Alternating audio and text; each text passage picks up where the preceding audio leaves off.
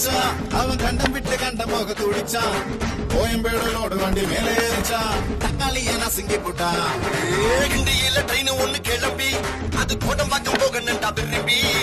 தண்டவாள நடுவுல புட்டுக்குச்சுன்னா நம்ம குப்பத்துக்கு வரும் திரும்பி என்னுடைய கடல் புகுண்ட நீ பெரம்பூரில் குடிச போடு முத்துக்காடு பாலம் உடைஞ்சா